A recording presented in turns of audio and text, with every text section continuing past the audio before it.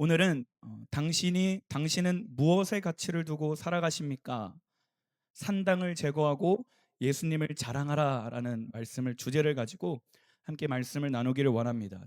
제목이 조금 길지만 또 하나님의 말씀이 우리의 심령 가운데 깊게 새겨지는 시간이 되기를 주님의 이름으로 소망합니다. 한 3주 전쯤에 제 와이프랑 더현대를 갔습니다. 백화점이라고 하면 어른들이 많고 뭔가 화장품 냄새가 좀 진하고 물가가 굉장히 비싸고 딱딱해서 젊은이들이 쉽게 접근하지 못하는 이미지가 강한데, 이 더현대는 특이하게 젊은이들이 굉장히 많이 모여드는 장소입니다. 젊은이들의 성지입니다. 외인관이 그곳에는 많은 팝업이 열립니다. 잠깐 떴다가 사라지는 일시적인 가게들이 열리고 행사도 되게 많고 트렌드에 민감하게 반응하기 때문에 젊은이들이 거기서 막 몰려듭니다. 그래서 요즘은 좀 뭐가 핫한가, 뭐가 트렌드인가 궁금하면 더현대를 가면 알 수 있습니다. 저도 혼자 있는 걸 좋아하지만 놀기도 굉장히 좋아해요. 그래서 가끔 와이프랑 놀 겸, 그리고 요즘 다음 세대들의 관심사는 뭔가 이게 공부도 할 겸 더현대를 가곤 합니다. 가끔씩. 근데 3주 전에 더현대를 갔을 때 굉장히 큰 충격을 받고 돌아왔어요. 저희가 그 여의도 더현대 옆 건물에 IFC몰이라고 있는데 거기 주변에 주차를 하고 IFC몰 구경을 한 다음에 이제 지하 2층에 더현대를 가는 그 통로로 이렇게 들어가고 쭉 걸어서 가고 있는데, 2층 들어가는 입구 전부터 막 줄이 리을자로 엄청 많은 사람들이 서 있는 거예요. 거기는 이제 워낙 행사도 많이 하고 이벤트도 많이 하니까 당연히 막 오늘도 어떤 행사를 하나 보다 이런 마음으로 이렇게 들어갔습니다. 근데 아니나 다를까 지하 2층이 이제 그 패션 브랜드랑 막 요즘 유행하는 것들이 엄청 많은 곳이거든요. 아니나 다를까 문 열고 딱 들어가자마자 거기에 팝업이 하나 열려서 엄청나게 큰 행사를 하고 있는 거예요. 그래서 도대체 이 사람들은 어떤 아이들을 보려고 이렇게 시간을 투자하고 줄까지 이렇게 오래 기다리면서 웨이팅을 하나 하고 봤더니 여기서 충격 먹었습니다. 왜냐하면 그들이 선망하는, 그들이 기다리는, 그들이 보려고 했던 아이돌이 어떤 아이돌이냐면 플레이브라는 아이돌이에요. 처음 들어보시죠? 저도 이번에 처음 알았는데 사진 한번 보여주실래요? 플레이돌이 누구냐면 어, 이렇게 생긴 아이돌입니다. 버추얼 아이돌이라고, 어, 실존 인물이 TV에 드러나서 활동하는 게 아니라 인물에 애니메이션을 씌워서 사람의 얼굴이 나타나지 않고 이 캐릭터로 활동하는 아이돌이에요. 그래서 음악 중심 아시죠? 거기서 1등 하는 아이돌입니다. 그냥 이해하시기 쉽게 옛날에 어른분들이 잘 아는 그 사이버 가수 아담이라고 생각하시면 조금 이해가 될 거예요. 근데 좀 놀라웠던 건 뭐냐면 이 아이돌 저는 처음 알았거든요. 3주 전에. 근데 이 플레이브라는 아이돌이 데뷔한 지가 2년이 넘었고요. 공식 팬 카페에는 10만 명의 팬이 등록되어 있고요. 사진 하나 더 보여주시면 얼마 전에 고척 스카이돔 전석이 2만 2천 석인데 거기가 오픈하자마자 전석 매진입니다. 그리고 11월 달까지 아시아 전역을 돌아다니면서 투어를 한다라고 해요. 방금 봤던 그 만화 캐릭터 같은 아이돌이 사실 저로서는 아직 이해가 되지 않는 모습입니다. 이 가수가 실제 어떻게 생겼는지도 모르고 그냥 이 가상의 캐릭터를 좋아한다라는 게, 그리고 이 가상의 캐릭터를 보기 위해서 시간과 돈을 투자해서 그 팝업에 온다라는 게 저로서는 아직은 이해가 잘 되지 않아요. 근데 그 팝업 스토어 봤을 때 그 서울 사람들만 있는 게 아니라 사투리 쓰는 이제 부산 사람들도 그곳에 있었고 일본 사람들도 심지어 이 팝업을 참여하고자 왔더라고요. 제가 여기서 하나 확실하게 깨달은 게 있습니다. 뭐냐면 사람은 절대적으로 자신이 가치 있다고 여기는 것에 뛰어든다라는 것입니다. 자신이 가치 있다고 여기는 순간 물불 안 가립니다. 돈, 시간, 마음, 열정 모든 걸 쏟습니다. 막을 방법이 없어요. 근데 이거는 꼭 이 젊은이들만의 문제라고는 볼 수 없다고 저는 생각합니다. 앞서 말씀드렸듯이 모든 사람은 자신이 가치 있다고 여기는 것에 물불 안 가리고 뛰어들어요.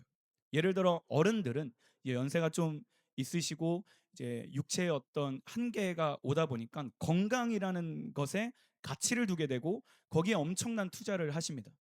그리고 부모님들은 자녀의 어떤 진학과 자녀 문제에 가치를 두게 되고 자녀를 키우다 보니까, 그리고 또한 퇴직 후의 노후 대책의 노후에 관한 것에 가치를 두기 때문에 굉장히 그것에 물불 안 가리고 여러 가지 방법을 물색합니다.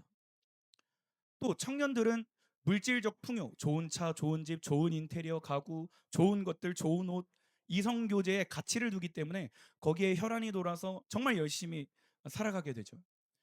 여기 있는 우리 아이들, 우리 청소년들, 그리고 교회 밖의 청소년들은 누구나 공통적으로 학업, 진로, 그리고 아이돌에 대해서 가치를 두게 됩니다.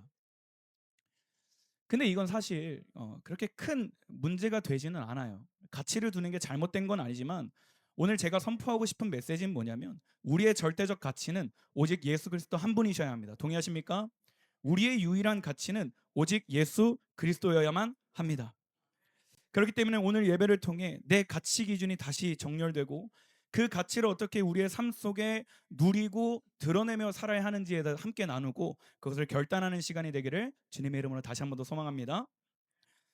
제가 이 자리에서 여러분 우리의 가치는 무엇입니까? 라고 얘기한다면 아마 여기 계신 분들은 한치의 망설임도 없이 예수 그리스도라고 대답할 것입니다. 아마 이곳에 있는 우리 아이들에게, 우리 오아비 친구들, 우리 청년들에게 너희들은 앞으로 무엇에 가치를 두고 살아야 하니라고 물어본다면 이들도 당연히 예수 그리스도요, 하나님이요 라고 대답할 것입니다. 또 우리가 이 자리에 왜 모였습니까? 라고 물어본다면 당연히 예수님 때문이요 라고 대답할 것이고, 우리의 예배의 대상이 누구입니까? 라고 물어보면 예수님이요. 우리가 무엇을 붙들고 살아야 됩니까? 라고 하면 다 압니다. 말씀 예배 기도. 그렇죠? 우리의 진정한 가치는 오직 예수 그리스도 한 분이심을 동의하십니까?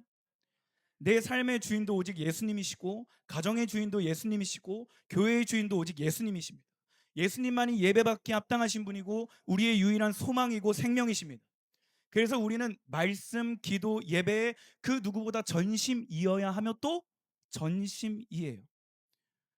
그런데 문제는 일상 속에서 우리가 그 가치를 나타내고 고백하는 사람이 현실적으로 그렇게 많지 않다라는 것입니다.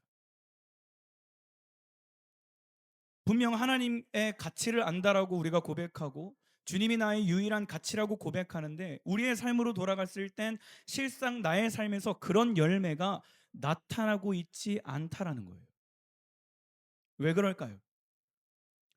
여러 가지 원인과 여러 가지 이유가 있겠지만 저는 오늘 한 가지를 여러분께 나누고 싶습니다. 뭐냐면 산당을 제거하지 않았기 때문이에요.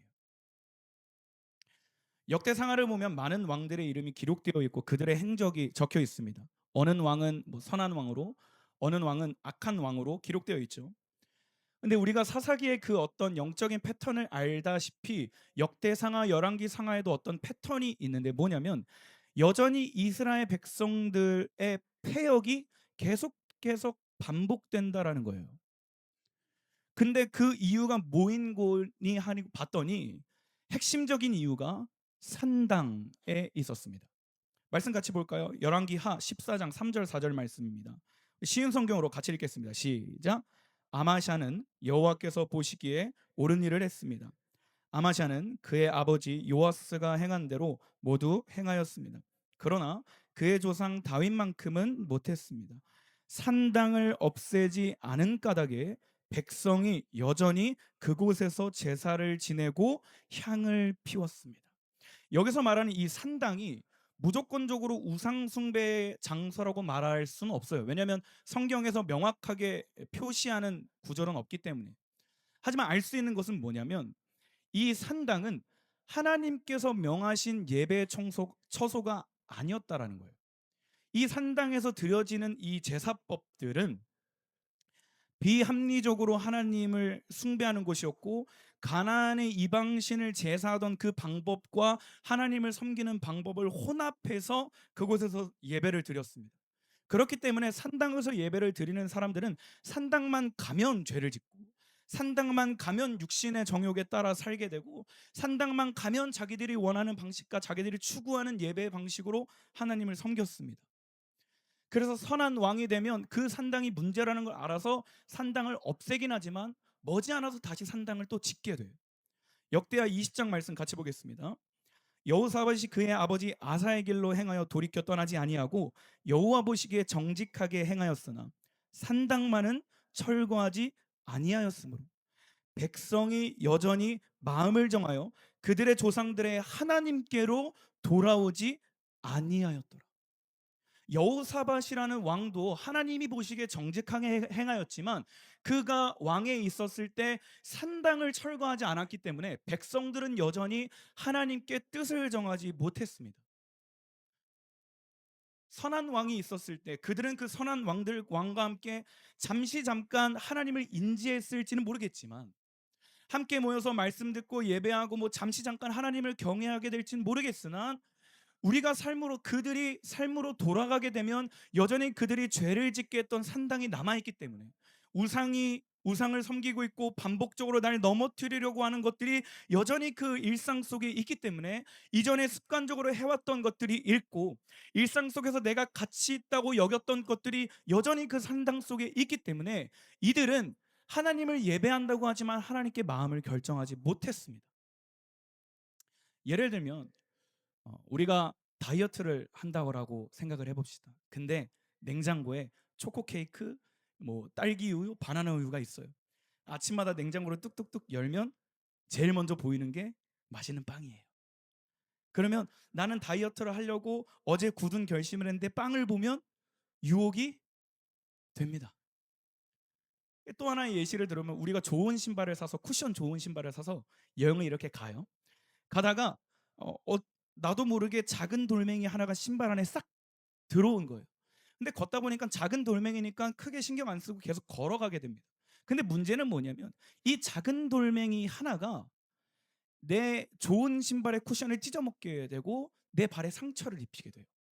아무리 좋은 신발이라고 한들 작은 돌멩이 하나 때문에 여행을 망치게 되는 것이죠. 마찬가지로 지금 이스라엘 백성들은 선한 왕이 세워졌을 때 하나님을 예배하기 위해서 함께 모여서 말씀을 나누긴 하지만 정작 자신의 삶 가운데 여전히 그 작은 돌멩이 하나가, 다이어트를 방해하는 그 맛있는 케이크 하나가 일상 속에 남아있기 때문에 그들은 돌아서면 또 죄를 짓고, 여전히 내 삶 속에 나의 어떤 시선을 빼앗게 하고 내 눈을 어둡게 만들고 내 마음을 혼미케 하는 산당이 있다면 우리는 어쩔 수 없이 일상 속에서 또 넘어질 수밖에 없다라는 거예요. 그렇다면 이쯤에서 궁금한 게 생깁니다. 아니, 왜 그 선한 왕은 이 산당을 온전히 없애지 않았을까? 이런 궁금증 한 번쯤 가질 수 있잖아요. 아니, 왜 그 왕의 주장을 취해서 산당의 주인들이 그 산당을 그냥 쿨하게 버릴 수도 있는데 이들은 왜 자꾸 산당을 남겨뒀을까? 아니면 산당을 제거했다고 하더라도 머지않아서 그 산당을 다시 세웠을까? 생각보다 간단합니다. 뭐냐면 하나님보다 먹고 사는 문제가 더 급한 거예요. 하나님을 경외하는 것보다 먹고 사는 문제가 그들에겐 더 중요했기 때문입니다. 돌아보면 그들의 진정한 가치는 하나님이 아니라 자신의 생계, 유지였습니다.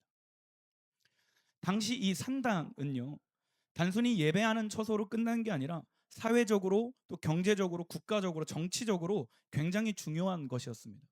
거기서 돈을 벌고 버는 상인들이 있었고, 상인들이 나라에 세금을 바치게 되고, 그럼 그 세금은 나라의 국고가 되게 되고, 그 방에 그 산당에는 이방신을 섬겼던 그 우상들과 그 방법들이 있었기 때문에 흔히 우리가 이해하기 쉽게 이방인들의 관광 코스였어요.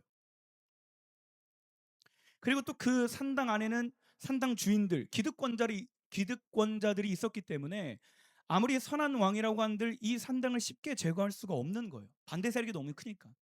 그리고 산당을 다 없애버리면 한순간에 그 나라의 국고가 절반 반토막이 나게 되거나 아니면 메꿔야 하는 그것을 메꾸질 못하니까 이 산당을 쉽게 없애지를 못하는 겁니다. 근데 저도 이러한 것을 제 삶 속에 한번 경험한 적이 있는데, 제가 올 초에 불가피하게 큰 금액의 할부를 해야만 한 적이 있어요. 예, 겨울에 운전을 하는데 차가 좀 많이 위태로워서 점검을 받으러 갔는데, 많이 위태로워서 이제 싹 갈아야 된다 하더라고요. 근데 불가피하게 큰 할부를 하고 이렇게 결제를 했습니다. 근데 결제를 할 때 어떤 마음이었냐면, 제가 이 먹고 싶은 거 하고 싶은 거 조금 아끼면 충분히 이 할부를 감당할 수 있겠다라는 생각에 할부를 과감하게 싹 긁었어요. 근데 성도님들 아시잖아요. 결혼 생활하고 하루하루 살아갈 때 어찌 그렇게 돈 나갈 게 많은지. 자식들 키우면 더 하겠죠. 차를 끌면서 왜 그렇게 돈 나갈 게 많은지. 불가피하게 또 돈 써야 될 상황들이 또 생깁니다. 근데 여기서 문제는 뭐냐면, 분명 이것을 아끼면 할부를 감당할 수 있다고 생각했는데, 이 아껴야 아낄 수 없는 상황이 올 때 카드를 긁을 때마다 제 머릿속에 카드값이 떠오르는 거예요.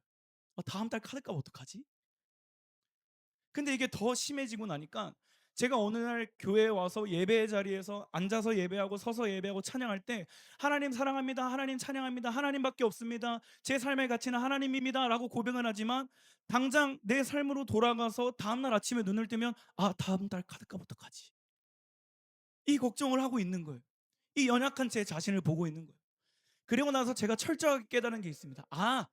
나한테 산당은 할부였구나. 그래서 제가 그 다음부터는 정말 웬만해서는 큰 금액은 할부를 안 합니다. 왜냐하면 그 산당 때문에 제가 하나님을 보는 눈이 어두워지고 가려지기 때문이에요. 제가 이번 주 청소년부에 예배를 드릴 때 마음이 청결한 자에 대해서 나눴습니다. 마음이 청결한 자는 복을 받을 것이요 그들은 하나님을 볼 것임이라는 그 주님의 약속을 선포했습니다. 근데 여기서 청결하다라는 단어가 헬라어로 카다로스라는 단어예요. 카다로스. 근데 이 단어는 깨끗한이라는 뜻을 갖고도 있지만, 무엇 사이에 아무것도 개입되지 않은 것이라는 뜻을 갖고 있습니다. 마음이 청결하다는 것은 나와 하나님 사이에 아무것도 개입되지 않은 것. 하나님 사이에 그 무엇도 가리지 않을 때 하나님을 볼 것이오라는 하나님의 약속의 말씀을 선포했어요. 이게 무슨 말이냐면, 하나님과 나 사이에 있는 산당을 제거하기 시작할 때 우리는 일상 속에서 하나님을 더 풍성히 만날 수 있다라는 거예요. 반대로 얘기하면, 나와 하나님의 관계 속에서 하나님을 바라보지 못하게 하는 무언가가 있다면, 우리는 아무리 하나님을 찬양한다고 한들 우리의 일상 속에서 하나님을 경험할 수가 없다라는 거예요. 이해가 되십니까? 그래서 우리는 철저하게 지금 하나님의 말씀 앞에 정렬해서 나와 하나님의 관계 속에서 내가 하나님을 바라보지 못하게 가로막고 있는 산당이 무엇인가를 돌아봐야 돼요. 내가 하나님께 더 가까이 가지 못하고, 내가 하나님을 인지하지 못하고, 하나님을 의지하지 못하게 나의 마음을 뺏어가고 나의 시선을 뺏어가고 나의 중심을 흐트러뜨리게 하는 산당이 무엇인가를 우리는 체크해 봐야 된다는 겁니다. 사랑하는 성도 여러분, 여러분의 삶 가운데 세워져 있는 산당은 어떤 것들이 있으십니까? 교회에서의 고백과 삶의 고백이 일치되지 못하게 방해하는 그것, 나의 기도의 내용과 삶의 결실에 회방을 놓는 산당이 있다면 어떤 것들이 있으십니까? 마태복음 6장 24절에 이렇게 기록되어 있습니다. 같이 읽겠습니다. 시작. 한 사람이 두 주인을 섬기지 못할 것이니 혹 이를 미워하고 저를 사랑하거나 혹 이를 중히 여기고 저를 경히 여김이라. 너희가 하나님과 재물을 겸하여 섬기지 못하느니라. 아멘. 이 계속해서 24절 이하에 예수님께서 뭐라고 말씀하시냐면, 우리가 너무나 잘 아는 말씀입니다. 너희가 목숨을 위해서 먹을 거 입을 거 마실 거 구하지 말아라. 공중의 새를 봐라. 들의 백합화를 봐라. 오늘 있다가 내일 아궁에 던져지는 들풀도 하나님께서 이렇게 입히시고 이렇게 지키시는데 하물며 너희일까 보냐. 그러므로 너희는 무엇을 먹을까, 무엇을 입을까, 무엇을 마실까 기도하지 말아라. 그것은 하나님이 없다고 여기는, 하나님을 알지 못하는 이방인들의 기도의 내용이다. 너희는 하나님의 자녀이니 너희 안에 예수 그리스도가 살아계시고 성령님이 살아계시니 우리가 해야 될 것은 먼저 그의 나라와 그의 의를 구하는 것인 줄 믿습니다. 할렐루야. 먼저 그의 나라와 그의 의를 구하게 살 때 하나님께서 이 모든 것을 더하신다라고 약속하셨습니다. 이 말씀은 뭐냐면 하나님 한 분 붙들고 산속에 들어가서 세상과 단절해서 살라는 메시지가 아닙니다. 지금 당장 일 그만두고 빨개 벗고 들어가서 그냥 기도에 전념하라는 메시지가 아닙니다. 기도하면 우리가 음식을 먹지 않아도 내 몸에 막 영양분이 가득 넘치고 우리가 막 아무것도 안 하고 아무 음식도 취하지 않아도 불로장생할 수 있다라는 말씀이 아니에요. 잘 아시잖아요. 이 메시지는 뭐냐면 하나님 외에 다른 어떤 것에도 가치를 두지 말라는 것입니다. 먹고 사는 일이 중요하긴 하지만 그것이 하나님보다 더 가치 있게 여기지 말라는 거예요. 오늘 나에게 어떤 문제와 상황이 닥쳐오지만 그것이 존재하지만 그것을 보는 게 아니라 그 상황 뛰어넘어 존재하시고 우리를 보호하시고 인도하시는 하나님을 보라는 것입니다. 우리의 문제들은 주님께 맡기고 우리는 오직 그의 나라와 그의 의를 구하는 데 힘써야 한다는 것입니다. 자녀의 문제가 있지만, 관계의 문제가 있지만, 재정의 문제가 있지만 그것을 하나님보다 더 가치 있게 여기지 말라는 거예요. 다른 말로 산당을 세우지 말라는 것입니다.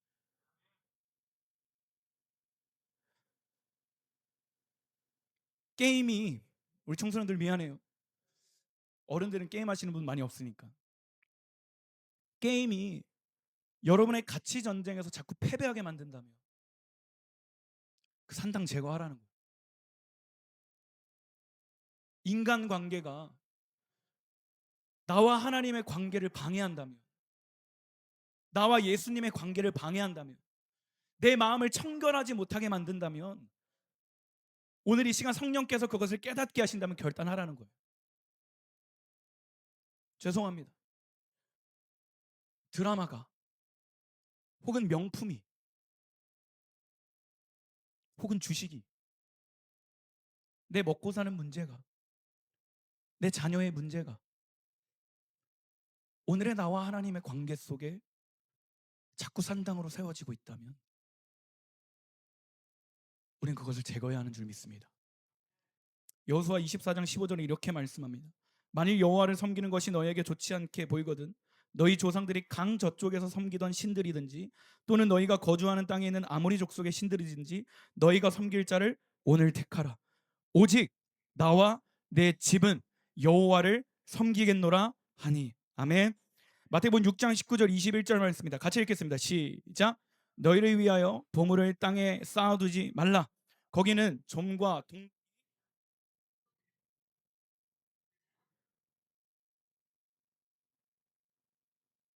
거기는 좀이나 동록이 해하지 못하며 도둑이 구멍을 뚫지도 못하고 도둑질도 못하니라. 내 보물이 있는 그곳에는 내 마음도 있느니라. 할렐루야. 산당을 제거하시길 주님의 이름으로 소망합니다. 하나님께 소망을 두고 하늘의 보물을 쌓으실 수 있는 여러분 되기를 주님의 이름으로 소망합니다. 예수님께 온전한 가치를 두기를 주님의 이름으로 선포합니다. 흐릿했던 우리의 삶의 가치 기준이 오늘 이 시간 다시 한 번 더 재정렬되기를 주님의 이름으로 소망합니다. 배가 항해를 시작하려면 닷을 올려야 하듯이 더 높은 곳에 올라가려면 우리가 중력을 끊고 이겨내고 뚫고 가야 하듯이 이 앉아있는 자리를 박차고 일어나려면 이 자리에 있는 미련을 버려야 하듯이 산당을 끊어낼 수 있기를 주님의 이름으로 선포합니다. 자, 그렇다면 우리가 일상 속에서 이 가치를 지키고 가치를 누리고 가치를 드러내기 위해서 어떻게 해야 하는가? 세 가지가 있지만 시간 관계상 한 개만 함께 나누고 메시지를 마치기를 원합니다. 뭐냐면 찬양하는 삶을 사셔야 됩니다. 예수님을 자랑하며 사셔야 합니다. 시편 20편 7편에 이렇게 기록되어 있습니다. 어떤 사람은 병거, 어떤 사람은 말을 의지하나 우리는 여호와 우리 하나님의 이름을 자랑하리로다. 할렐루야. 이 찬양이라는 단어, 우리가 흔히 알고 있는 정의는 곡조가 있는 기도입니다. 다 동의하시죠? 그렇게 많이 들어오셨죠? 그리고 최근에 주일에 우리 담임 목사님께서 너무나 귀한 말씀을 또 해주셨는데 찬양은 하늘에 심는 것이다. 그래서 하늘에 심으면 우리가 찬양을 통해 하늘에 심으면 땅에 결실을 맺게 된다. 이게 너무나 좋은 말씀을 해주셨습니다. 다 동의하는 말입니다. 근데 이 찬양, 할랄이라는 이 단어의 본질적인 의미가 무엇이냐면 자랑하다, 선포하다라는 의미입니다. 그래서 할렐루야라는 것은 여호와를 찬양하라, 여호와를 자랑하라, 여호와를 선포하라라는 뜻입니다. 이 하나님을 찬양하라는 것은 위로는 우리가 곡조가 있는 기도로 하나님께 드리는 것이지만 수평적으로 세상 속에서 하나님을 자랑하고 선포하라는 의미입니다. 근데 여기서 중요한 게 있어요. 자랑은 혼자 할 수 있는 게 아닙니다. 너무나 당연하죠. 자랑은 내가 무언가를 자랑할 어떤 것이 있어야 되고 이 자랑을 할 대상이 있어야 돼요. 선포도 마찬가지예요. 선포한다라는 건 내가 선포할 내용이 분명해야 되고 이 내용을 전달할 대상이 있어야 돼요. 예를 들어 제가 이 시계는 저희 청년부 청년 중에 한 명이 교역자가 된다고 했을 때 저한테 아유 전도사님 이제 전도사님 되시는데 시계 없이 올라가시면 안 되죠. 철저히 시간 지켜야죠 하면서 자기가 그 굉장히 아끼던 시계를 저한테 선물해 줬어요. 근데 이 시계를 제가 야 봐라 태준아 너 시계 있다. 야 봐라 너 옷 샀다. 야 너 깨진 핸드폰 쓴다. 야 너 축하한다 라고 얘기하지 않잖아요. 그죠? 제가 이 시계를 자랑하려면 자랑할 시계가 있어야 돼요. 시계 없이 시계를 어떻게 자랑해요? 그죠? 자랑할 시계가 있어야 되고 자랑할 대상이 있어야 돼요. 저는 조금 부끄럽지만 아니 부끄럽지 않습니다. 저는 와이프랑 결혼한 것을 세상 자랑스럽게 여깁니다. 세상 자랑스럽 부끄럽지 않아요. 와이프가 여 자리에 있는지 없는지 모르겠지만 부끄럽지 않습니다. 다른 사람은 몰라라. 저는 저 같은 바보 온달, 엄마 미안해요. 바보 온달 같은 사람에게 이 평강공주가 왔다라는 건 동네 사람 다 불러서 소를 잡아 잔치할 정도의 몫이에요. 저한테는. 그래서 제가 새로운 사람을 만날 때마다 어떤 공동체를 갈 때마다 제 와이프 자랑을 꼭 합니다. 꼭. 근데 여러분 제가 와이프 자랑을 왜 하는 줄 아세요? 왜 자랑하고 왜 선포하는 줄 아세요? 왜냐하면 자랑하면 할수록 그 가치가 더 깊어지고 확실해지기 때문입니다. 자랑하면 할수록 와이프에 대한 그 가치가 제 안에 제 삶 속에 더 명확해지고 담대해지기 때문이에요. 와이프를 자랑하면 저에게 와이프가 얼마나 소중한 존재인지 얼마나 아름다운 존재인지 인정하게 되고 그것을 인지하게 돼요. 근데 여러분 생각해 보세요. 제가 제 와이프를 자랑하는데 그 와이프를 보내주신 하나님을 자랑하지 않을 이유가 어디 있습니까? 우리가 뭐 사거나 어떤 변화를 주고 파마를 하거나 새 옷을 하거나 화장품을 사거나 핸드폰을 사거나 뭘 사도 자랑하는데 그것을 공급하신 하나님을 자랑하지 않을 수 없지 않습니까? 동의하십니까? 그러니까 우리가 하나님을 자랑하는 삶을 살라는 이유가 뭐냐면 우리가 세상 속에서 하나님을 자랑하기 시작할 때 나에게 하나님의 존재가 얼마나 가치 있는 분인지 우리가 세상 속에서 십자가를 자랑하기 시작할 때 십자가를 선포하기 시작할 때 우리에게 허락하신 그 십자가 사랑이 십자가 은혜가 예수 그리스도 보혈의 가치가 얼마나 위대하고 얼마나 영광스러운지 우리 스스로 그걸 인지하게 된다는 거예요. 인정하게 된다는 거예요. 세상 속에서 하나님을 자랑하고 찬양하는 삶을 살기 시작할 때 우리가 일상으로 돌아가 내 산당이 있지만 그 산당에 우리가 마음을 뺏기지 않고 하나님을 바라볼 수 있다는 것입니다. 그래서 우리가 예배 가운데 하나님의 가치를 느끼고 그것을 경험하고 우리의 심령에 새겼다면 우리의 삶 속에 돌아가서 우리가 할 수 있는 건 한 가지예요. 하나님을 자랑하는 것, 하나님을 선포하는 것, 예수님을 찬양하는 삶입니다. 한 가지 간증만 하고 메시지를 마무리하기를 원합니다.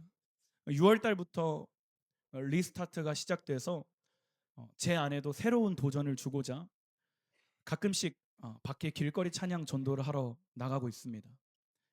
몇 년 만에 나가는 거기도 하고 요즘 세상이 하도 흉흉해서 또 온갖 이단들이 판치는 세상이라 전도하기 어려운 세상인 건 맞아요. 또 기독교에 대한 인식이 좋지 않은 것도 맞습니다.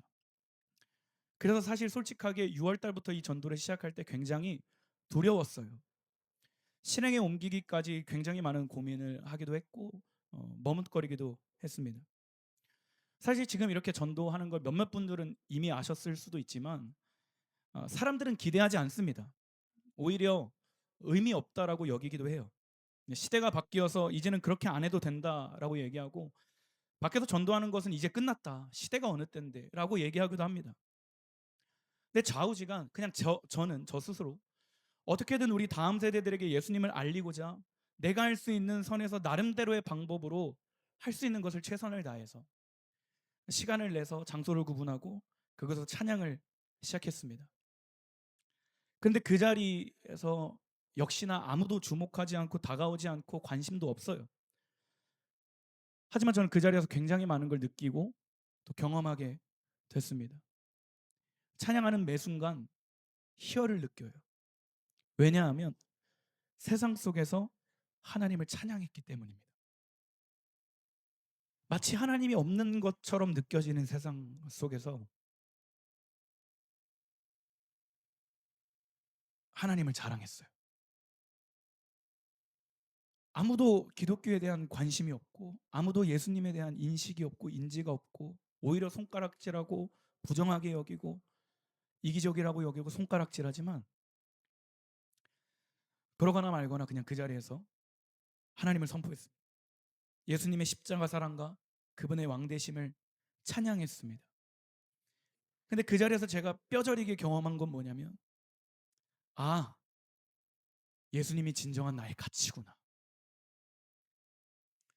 그래, 내가 교회에서만 하나님을 믿는 사람이 아니라 세상 속에서도 크리스천이구나. 저의 어떤 행위를 드러내고자 말씀드리고 싶은 게 아닙니다. 일상 속에서 하나님을 자꾸 찬양하다 보니까 제 안에 어떤 결실이 맺어지냐면, 다른 산당을 세울 필요를 느끼지 못하게 돼요. 물론 저도 연약한 인간이고 육신을 입고 있기 때문에 여전히 산당의 유혹들이 흔들립니다. 죄의 관습이나 구습이 있기 때문에 넘어질 때 있고 흔들릴 때 있습니다.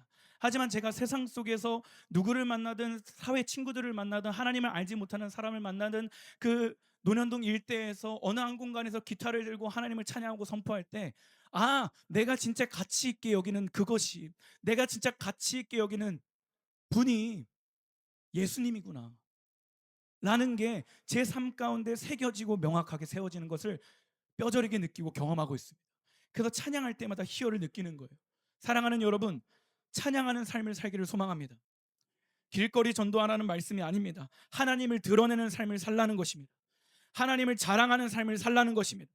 크리스천이라면, 은혜 받은 자라면, 정체성을 붙든 자라면 공적인 선포가 있어야 하는 줄 믿습니다. 그것이 누군가는 사교 모임이 될 수도 있고, 누군가는 인스타 업로드가 될 수도 있고, 누군가는 카카오톡 프로필 사진 혹은 대화명 혹은 밴드, 방법은 상관없습니다. 모양은 상관없습니다.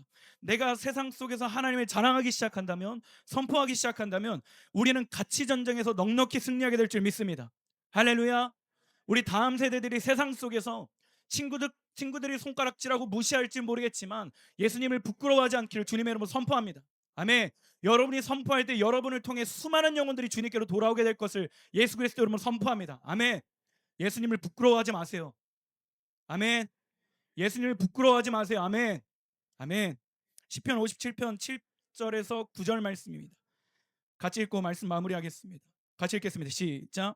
하나님이여, 내 마음이 확정되었고 내 마음이 확정되었사오니 내가 노래하고 내가 찬송하리이다. 내 영광아 깰지어다. 비파야 수금아 깰지어다. 내가 새벽을 깨우리로다. 주여, 내가 만민 중에서 주께 감사하오며 문나라 중에서 주를 찬송하리이다. 아멘. 예수님을 사랑하신다면 예수님을 자랑하는 삶을 부끄러워하지 않기를 주님의 이름으로 소망합니다. 교회 안에서만이 아니라 여러분의 가정 속에서, 여러분의 일터 속에서, 세상 속에서 예수님을 자랑하고 선포할 수 있는 저와 여러분이 되기를 주님의 이름으로 소망합니다. 반주해줘도 좋습니다. 우리의 정체성은 명확하죠. 우리가 누구입니까? 하나님의 자녀들입니다. 다시 한번 더, 우리가 누구입니까? 하나님의 자녀들입니다. 우리는 새로운 피조물입니다. 동의하십니까? 그렇다면 그 무엇도 그 누구도 우리의 정체성을 뺏을 수 없고 끊을 수 없고 무효시킬 수 없음을 선포합니다. 그렇다면 오늘날 우리는 과거에 세웠던 그 산당에 같이 둘 자가 아니라 우리를 구원하신, 우리를 자녀 삼으신 예수 그리스도 한 분께 가치를 두고 살아가는 저와 여러분이 되기를 주님의 이름으로 소망합니다.